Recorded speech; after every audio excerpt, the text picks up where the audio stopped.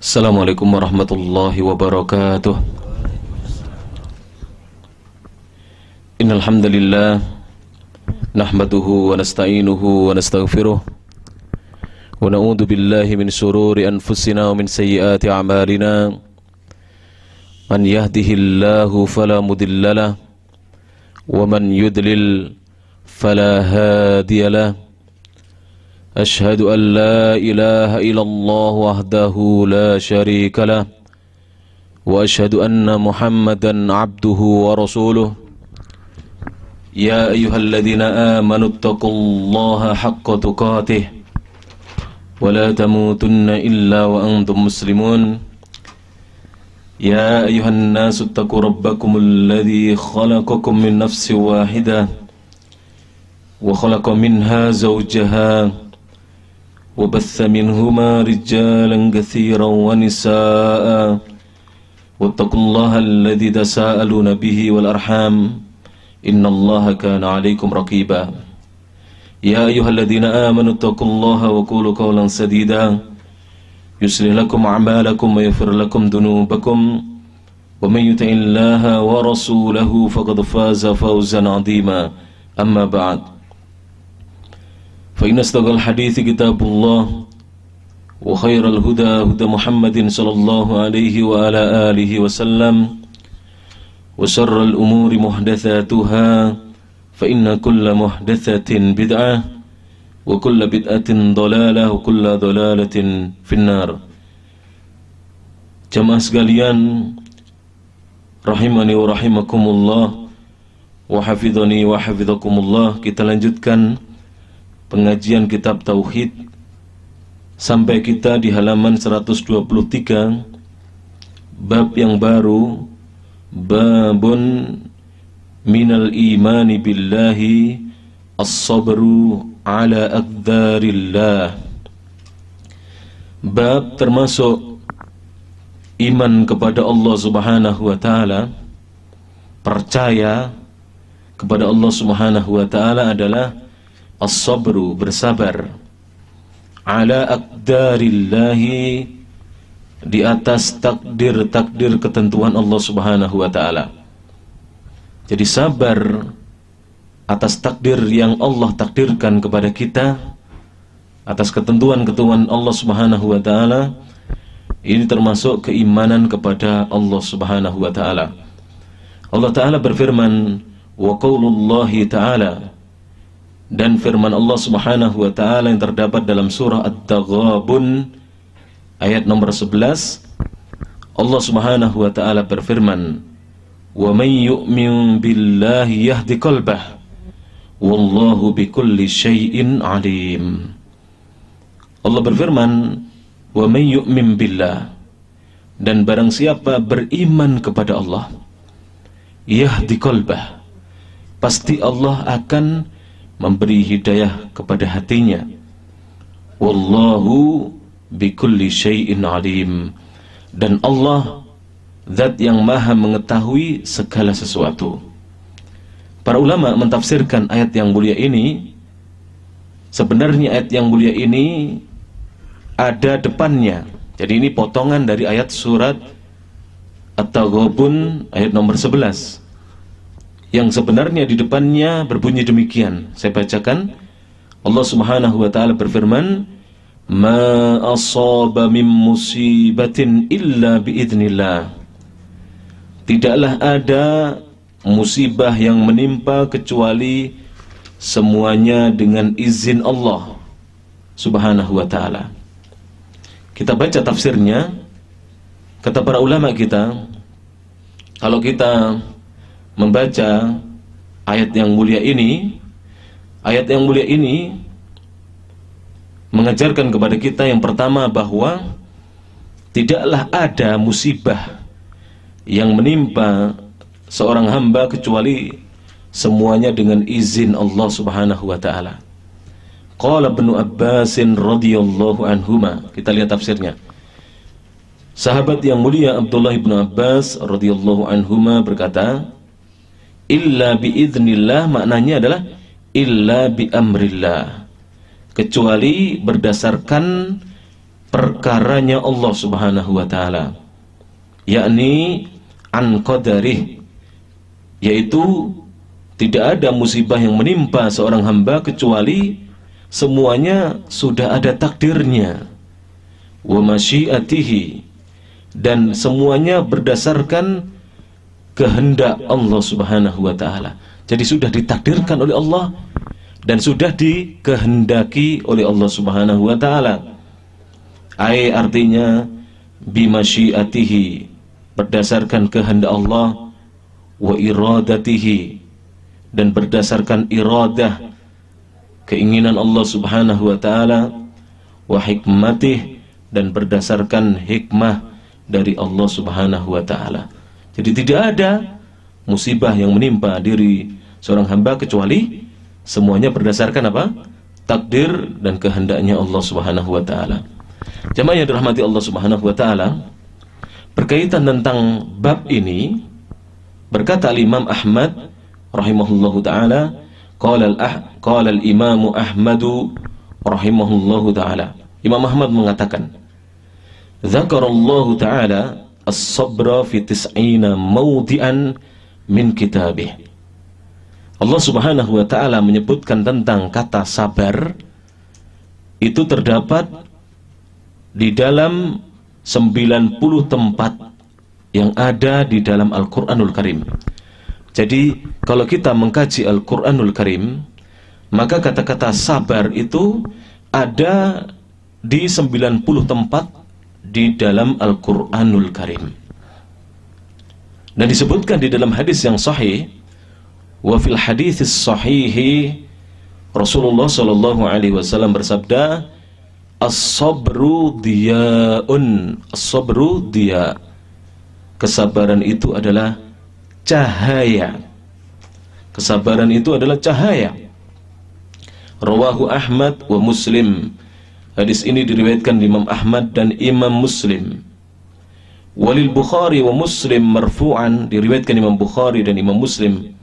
Hadisnya marfu', terangkat sampai Nabi sallallahu alaihi wasallam sanadnya.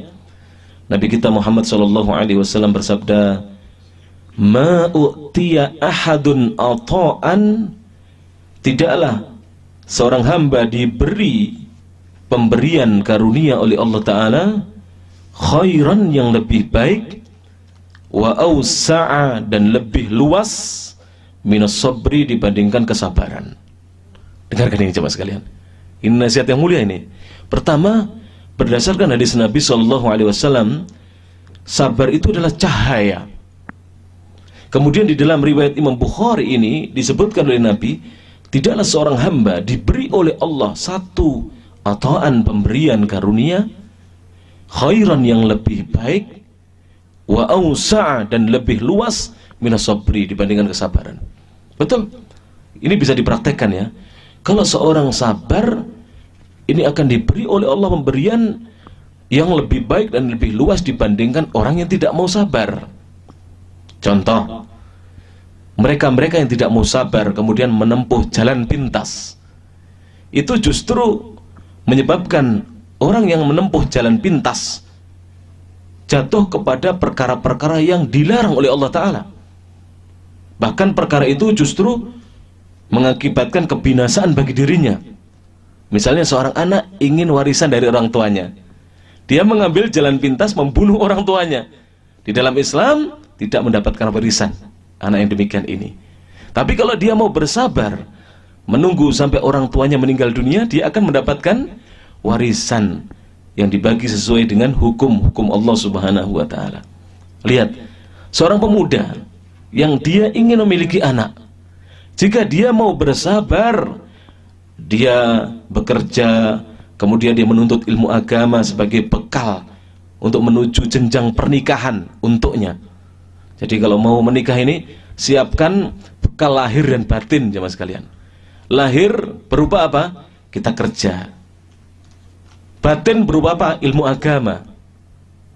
Lahir kita kerja, kita bekerja, supaya nanti kalau kita menikah, anak istri kita bahagia, tercukupi, terpenuhi kebutuhan-kebutuhannya.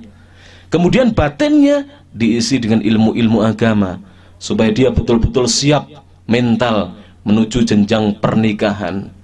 Bukan kemudian naudzubillah min dzalik, baru menikah sekian hari, sekian bulan, sekian tahun bubar disebabkan tidak ada bekal ini tadi. Siapkan bekal yang baik, bekal lahir dan bekal batin. Maka ini semuanya perlu sabar. Perlu sabar. Sabar menyiapkan keduanya. Ya. Kalau tidak sabar kemudian menempuh jalan pintas berzina, dapatnya anak zina. Tidak mendapatkan anak yang halal, yang benar-benar murni anak hasil pernikahan. Kemudian sahabat yang mulia Umar bin Al-Khattab radhiyallahu taala anhu berkata, qala Umaru radhiyallahu anhu, kata Imam Ahmad, wajadna khaira aishina bis sabri. Bisa ditulis ini, penting ini, perkataan-perkataan para ulama ini. Kata Umar, wajadna, kami mendapati khaira aishina, sebaik-baik penghidupan kami di dunia ini, bis sabri, dengan bersabar. Siapa yang ingin dapat penghidupan yang baik, sabar. Betul. Seorang pedagang kalau tidak sabar, besok dia akan berhenti berdagang. Harus sabar. Sehari nggak ada orang beli, besok dagang lagi. Hari yang kedua masih sedikit yang beli, berarti dia harus bekerja keras. Mungkin berangkatnya kurang pagi atau mungkin pulangnya kurang sore, ya. Demikian.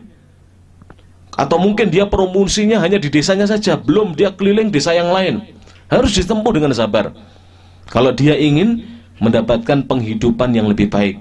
Dan Umar bin Khattab radhiyallahu ta'ala anhu mengatakan, wajadna, kami mendapati khaira aishina, sebaik-baik penghidupan kami adalah bisabri, dengan cara sabar. Rawahul Bukhari, dan hadis ini diriwayatkan oleh Imam Al-Bukhari rahimahullahu ta'ala. Dan ini pembahasan tentang sabar ini luas sekali jemaah sekalian. Disebutkan juga oleh sahabat yang mulia Ali bin Abi Thalib radhiyallahu taala anhu, beliau berkata, qol inna sabra minal imani bimanzilati ra'si minal jasad. Ketahuilah sesungguhnya sabar itu minal iman.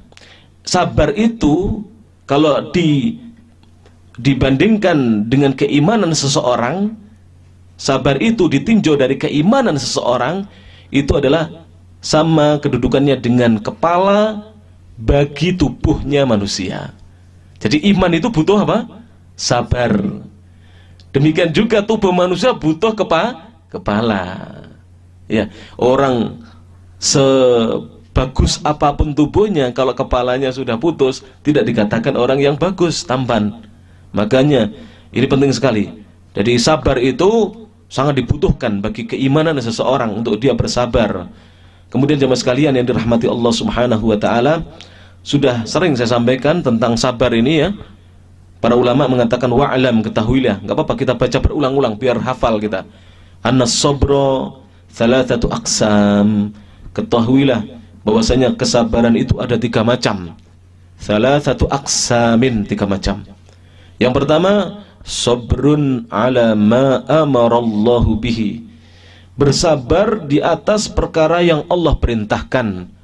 Dengan kata lain, sebagian ulama mengatakan as-sabru ala ta'atillah, bahasa lainnya, bersabar di atas ketaatan kepada Allah, perlu sabar. Wa sabrun, kemudian bersabar amma naha anhu, bersabar dari perkara yang Allah larang dan cegah. Yang kedua ini, bersabar dari kemaksiatan. Para ulama yang lainnya mengatakan as-sabru an maksiatillah, bersabar menjauhi kemaksiatan kepada Allah, tidak sekali-kali durhaka kepadanya. Kemudian yang ketiga, was-sabrun, dan bersabar ala ma qaddarahu Allahu minal masaibi, bersabar atas apa saja yang Allah telah takdirkan dari musibah-musibah yang menimpa dirinya. Wajib sabar. Musibah itu banyak macamnya ya. Seperti misalnya gajian mundur, ini musibah. Gaji sedikit, biasanya nggak segitu, ini musibah. Sudah mengajukan pulang belum dapat tiket, ini juga musibah. Musibah itu banyak. Tapi kalau kita mau sabar, ganjaran yang dipersiapkan oleh Allah Subhanahu wa taala sangatlah banyak, dan tidak ada pemberian yang lebih baik dan lebih luas dibandingkan kesabaran. Nikmat orang yang sabar itu nikmat sekali. Jemaah yang dirahmati Allah Subhanahu wa taala, kita lanjutkan. Qala Alqamatu, berkata Imam Alqamah. Imam Alqamah ini saya bacakan terjemah biodata atau biografi beliau. Beliau adalah Ibnu Qais ibni Abdillah An-Nakhai Al-Kufi. Alqamah putranya Qais, putranya Abdullah An-Nakhai Al-Kufi. Imam Alqamah ini terkenal. Alqamah wulida fi hayatin Nabi sallallahu alaihi wasallam. Beliau lahir di masa hidupnya Nabi sallallahu alaihi wasallam, tapi tidak berjumpa dengan Nabi. Jadi lahir di masa hidupnya Nabi, hanya tidak berjumpa dengan beliau sallallahu alaihi wasallam. Wa sami'a min Abi Bakrin wa Umar wa Uthman wa Ali wa Sa'din wa Ibn Mas'udin wa Aisyah wa ghairihim.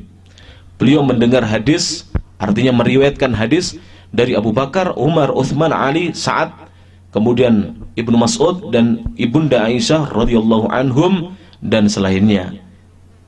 Wa huwa min kibarit tabi'in, dan beliau adalah termasuk pembesar para tabi'in. Ini tokohnya para tabi'in. Wa ajillaihim, dan pembesarnya mereka. Wa ulamaihim, termasuk ulamanya tabi'in. Wa thiqatihim, dan termasuk orang yang terpercaya di kalangan para tabi'in di dalam meriwayatkan hadis-hadis Nabi sallallahu alaihi wasallam. Mata ba'da sittin, beliau meninggal setelah tahun 60 Hijriah. Ini kenalan dengan siapa? Alqamah. Namanya siapa tadi? Alqamah bin Qais bin Abdullah An-Nakhai Al-Kufi. Beliau mengatakan, jamaah yang dirahmati Allah Ta'ala, huwa rajulu, yang dimaksud oleh ayat tadi, yang dimaksud di dalam ayat tadi adalah seorang laki-laki tusibuhul musibatu, yang ditimpa musibah. Jadi kayak tadi berbunyi bagaimana? Wa may yu'min billah, barang siapa beriman kepada Allah. Artinya beriman dengan musibah itu datangnya dari Allah. Banyak orang dapat musibah, tapi sedikit yang mengimani itu takdirnya Allah. Kebanyakan adalah marah, jengkel, ya toh? Mengeluh, kadang-kadang tidak terima dengan musibah itu, padahal itu dari Allah Ta'ala. Maka Allah berjanji, barang siapa yang beriman kepada Allah ketika diberi musibah, yahdi qalbah, Allah akan membimbing hatinya, memberi hidayah kepada hatinya. Ini adalah berkaitan tentang seorang laki-laki yang ditimpa musibah.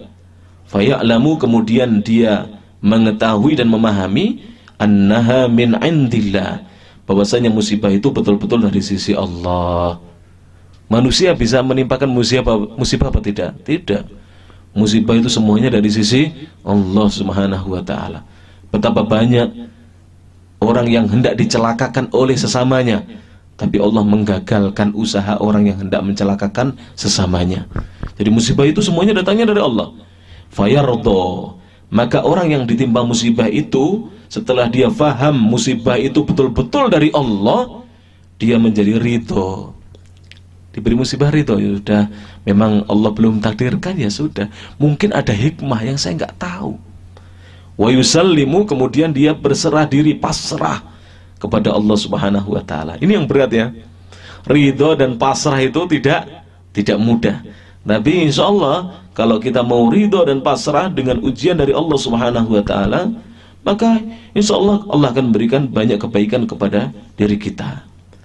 Wa fil ayati, ayat ini, ayat yang tadi barusan kita baca, surat At-Taghabun ayat berapa? 11. Itu terdapat bayanun, penjelasan, tidak ada di kitab jenengan. Anna sabra, bahwasanya kesabaran itu sababun li hidayatil qulubi, merupakan sebab diberinya hati hidayah oleh Allah Subhanahu wa Ta'ala. Jadi sabar adalah merupakan sebab hati manusia mendapatkan apa? Hidayah dari Allah Subhanahu wa Ta'ala. Wa annaha min thawabis sabirin, dan bahwasanya hidayah dari Allah yang Allah berikan kepada hatinya manusia itu adalah ganjaran bagi orang-orang yang mau bersabar. Contoh jemaah sekalian ya. Saya kasih contoh. Misalnya ada seorang teman kita pulang dari Saudi Arabia ini, bingung mau kerja apa. Dia mau sabar. Bagaimana sabar?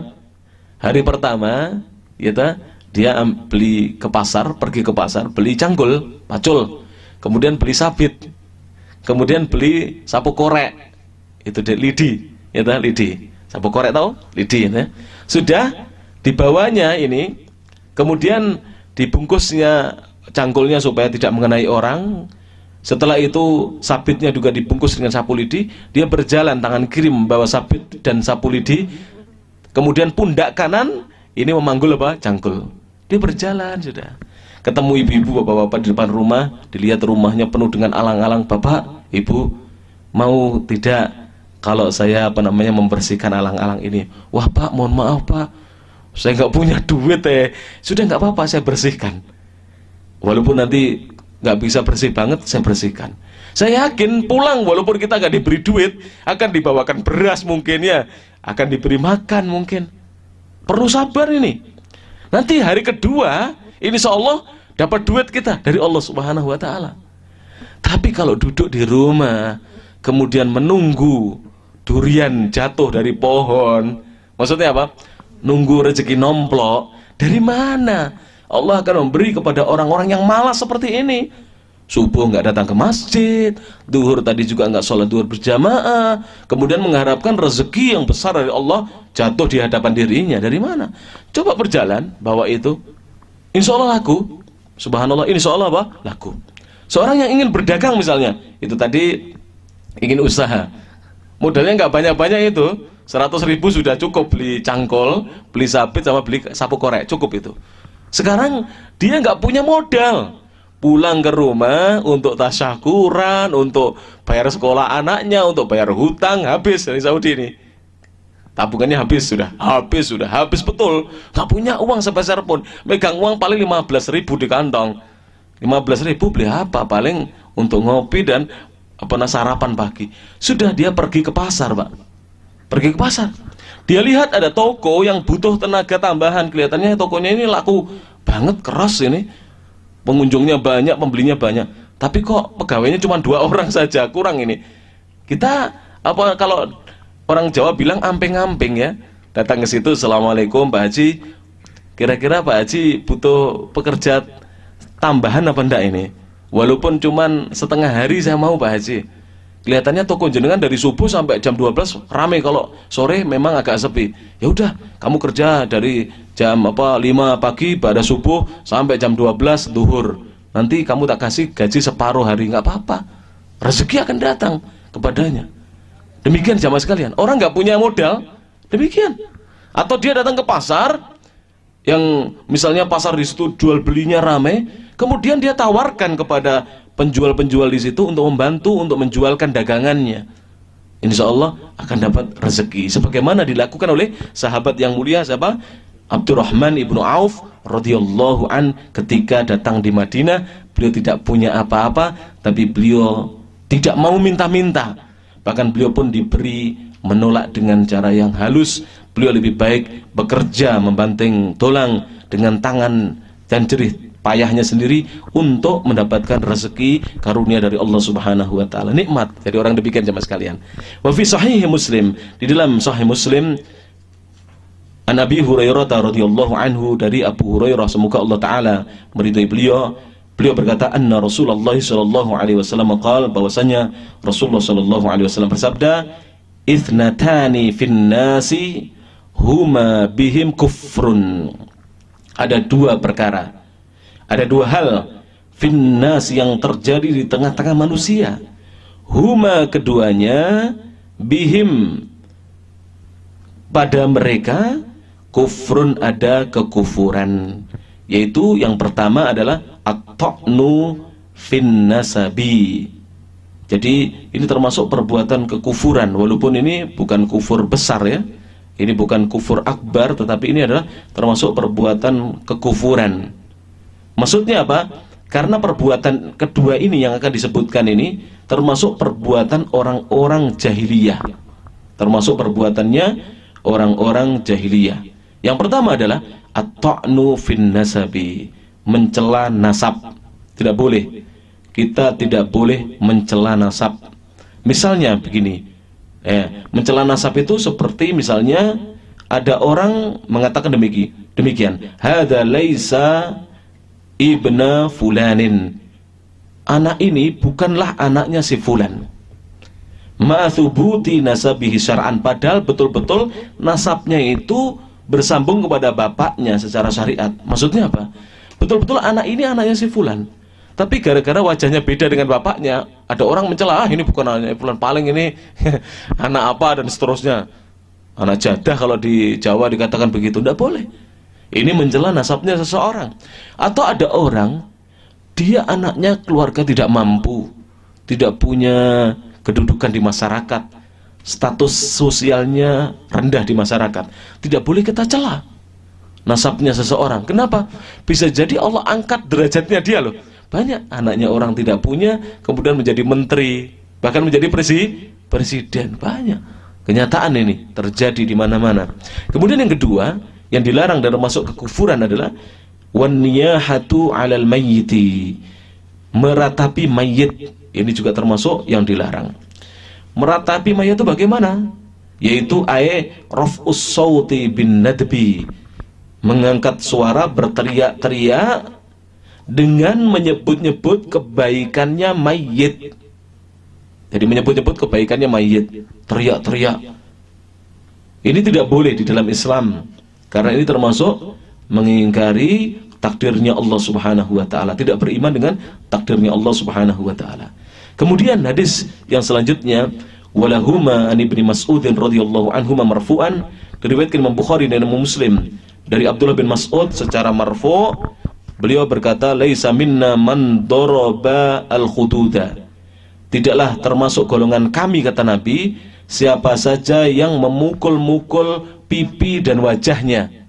Maksudnya ketika ada orang meninggal, misalnya ada seorang ditinggal wafat orang yang dicintainya, kalau dia melakukan memukul-mukul, menabok-nabok pipi dan wajahnya, maka tidak termasuk golongannya Nabi, karena ini meratapi mayit, jenazah.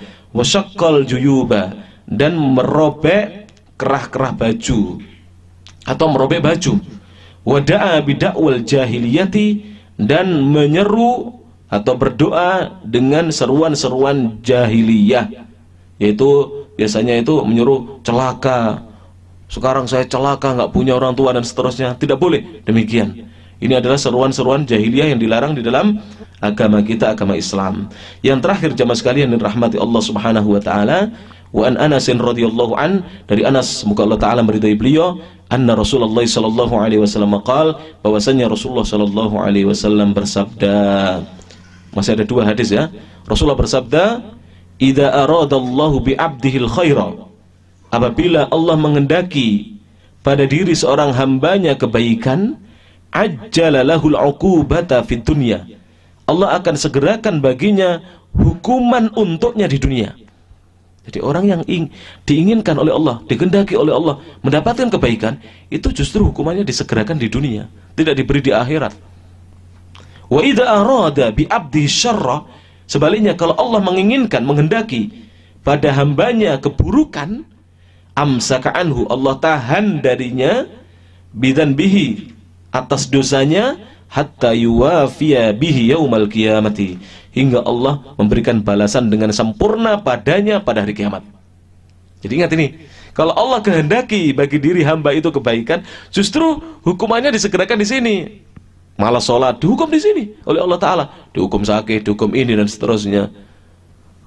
Tapi kalau Allah kehendaki keburukan, ditunda, dibiarin dia di sini nggak dihukum, tapi nanti pada hari kiamat dihukum. Berat mana hukuman akhirat dengan hukuman dunia? Berat hukuman akhirat. Seberat-beratnya hukuman dunia apa? Kemiskinan, sakit, ya toh, peperangan dan seterusnya. Tapi hukuman akhirat abadi. Hukuman dunia tidak ada yang abadi.